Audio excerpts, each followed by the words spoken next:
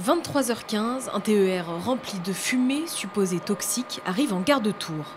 À l'intérieur, une quarantaine d'étudiants de l'IFSI, acteurs d'un soir, tentent de s'échapper. Chutes, cris et bousculades, l'exercice est plus vrai que nature.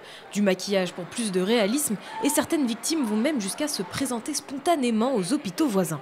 On a 2 échappés, comme on dit, dans le jeu. Et donc un des enjeux pour le CHU sera de sécuriser à la fois ces personnes, mais aussi les patients qui seraient autour dans l'établissement.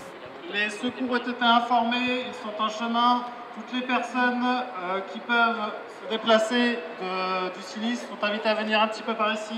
Après l'intervention des agents ferroviaires, les premiers arrivés sur place, ce sont les pompiers et les prises en charge s'enchaînent. Les victimes sont ensuite triées selon la gravité de leurs états. D'accord, vous vous rappelez de bien tout ce qui s'est passé. Entre-temps, la cellule mobile d'intervention chimique du SDIS entre en gare. Objectif, déceler l'origine et la nature de la menace chimique. En moins de 10 minutes, on était déjà sur les lieux.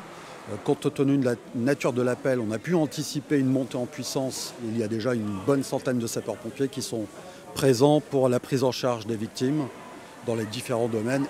Un scénario choisi méthodiquement car il met en scène un événement NRBC, comprendre nucléaire, radiologique, bactériologique, chimique. Et cet été, le CHRU de Tours sera hôpital référent dans ce domaine lors des Jeux Olympiques. Même si nous n'accueillons pas les Jeux Olympiques, nos unités, nos services vont concourir, vont partir à Paris ou à Châteauroux. Il est bon de préparer tous les services, de s'acculturer et de s'habituer à la coordination interservices. Des entraînements importants pour tous les services concernés. Ils sont une bonne manière d'évaluer la synchronisation, l'efficacité et la réactivité des différents acteurs, dont la préfecture. Là, le premier bilan qu'on en tire, c'est qu'on est monté très très vite quand même en gestion de crise. 23h51, les agents en gestion de crise ont été appelés au centre de crise de la préfecture et on a fait notre premier point de situation à minuit 25, soit 1h10 après l'événement. C'est quand même très très rapide. Au total, plus de 200 personnes ont pris part à l'exercice. Maintenant, place au bilan des opérations dressées dans les semaines à venir pour identifier les axes d'amélioration.